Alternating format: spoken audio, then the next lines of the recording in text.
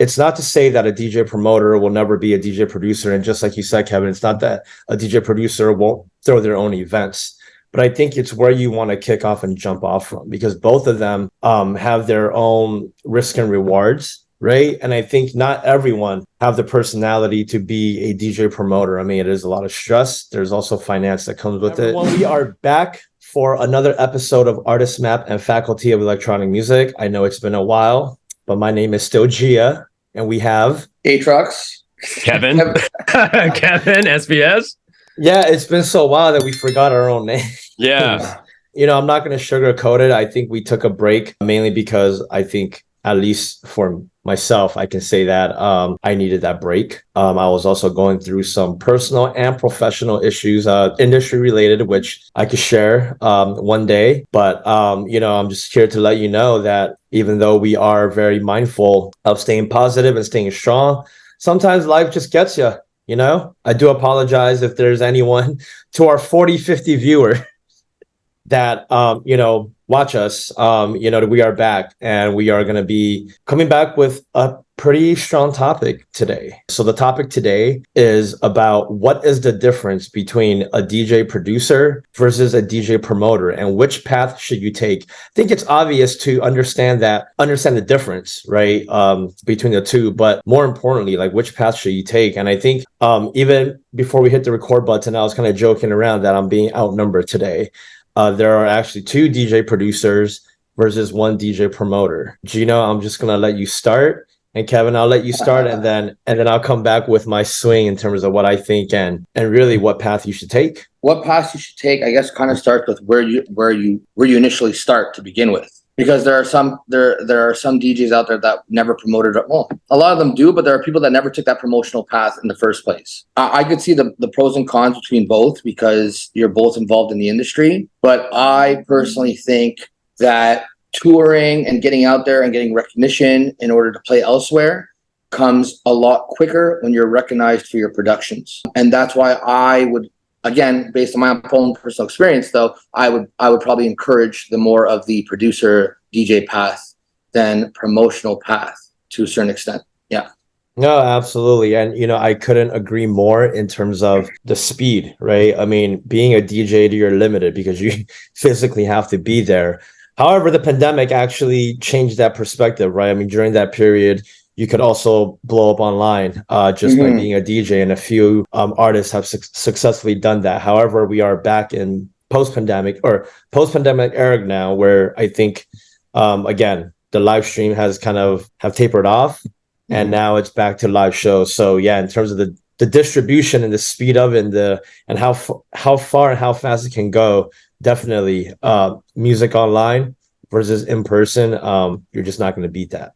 I personally don't have a lot of experience, obviously, as far as being DJ producer, but I mean, that's kind of what Gino was talking about. That's kind of always been the general consensus, is that especially nowadays, in order for you to actually get some traction, especially on the beyond your local level shows, you do need to be known for some type of music or at least some type of special skill. I mean, there's a lot of DJs out there who, they can do some crazy stuff, and maybe that's the way that they get noticed as well.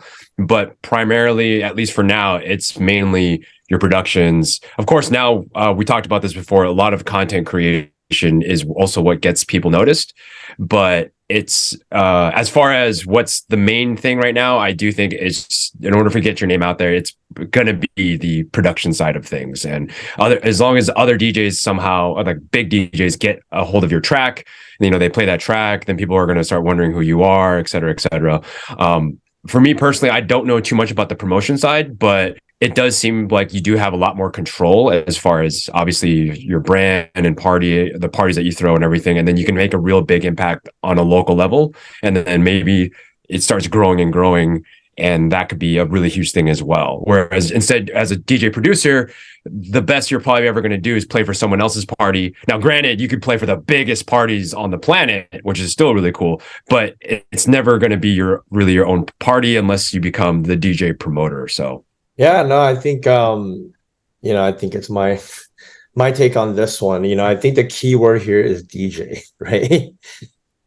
you're making music so that your music gets heard, so that ultimately you can DJ as well, right? And being a DJ promoter, I mean, it's the same way. It's kind of like being able to curate your own night. And most DJ promoters, you know, do book themselves, right? Ultimately, creating your own opportunity is what I like to call it, right? Obviously, there are haters that call it cheating, like you're just booking yourself at your own party. But it's kind of like, okay, well, if you own your own record label, like, are you not going to release your own music? So, anyways, there's a whole argument and debate. Here's the thing: the biggest difference is one is curating something local, and that is more for the community, which is the DJ promoters, and thus using that platform to create more opportunities for themselves. It's not to say that a DJ promoter will never be a DJ producer. And just like you said, Kevin, it's not that a DJ producer won't throw their own events. But I think it's where you want to kick off and jump off from, because both of them have their own risk and rewards, right? And I think not everyone have the personality to be a DJ promoter. I mean, it is a lot of stress. There's also finance that comes with it. The DJ producer, I mean, it's definitely, I don't want to call it the safer route, because you're still investing a lot of time. You're still investing a lot of equipment into it, right? But I think relative to the speed of it, how fast and how far you're going to go, you know, let's just use 6 a.m. and myself as an example. It took about 15 years, right? To sort of really get some sort of traction, if you will. A producer can do it in 5, 7, 8. Now, not all.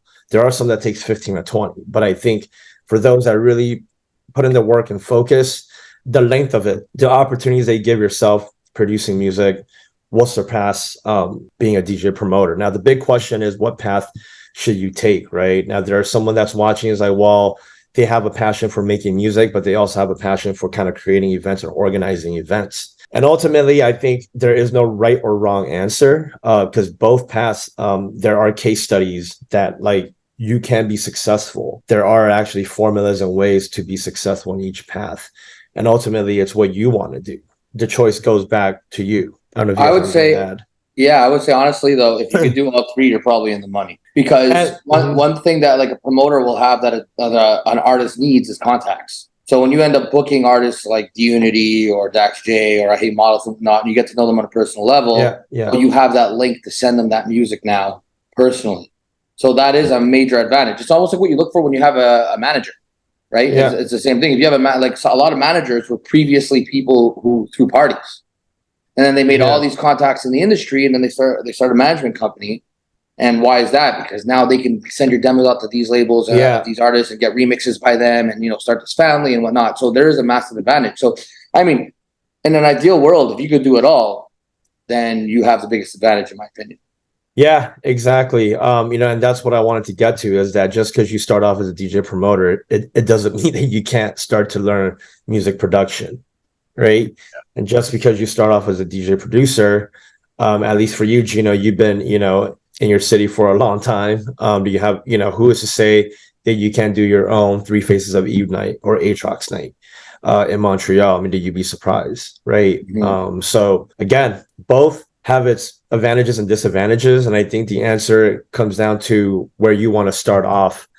And more importantly, you know, understanding the time frame on when to actually do all three. Because I wouldn't recommend that you just go in and try to do all three. But I definitely think that there is a threshold that you sort of, I guess, surpass, right? For example, you've been in Montreal your whole life. You're sort of making a name for the city in terms of being, you know, being one of the spots to hit up for techno in North America. It makes sense, right? If you're just starting out today, probably not. Now, it's not to say that you can't start off at a small bar, but then again, don't be chasing 3 things at once. It's hard enough being a DJ producer or a DJ promoter, to let alone doing all 3 at once. So, yeah, agreed. Yeah. All right. Well, if there's nothing else, I think this pretty much wraps up this topic and discussion. If you have any comments below or even more questions, feel free to drop it. My name is Gia. We have Atrox, Kevin, SVS Techno. We'll catch you in the next episode. Yeah, all good. It's our first episode back, but be sure to check out all the links. Our courses are still online, and I think it's time for us to even create more. So be on the lookout for that, and we'll catch you on the next episode. Peace. Later.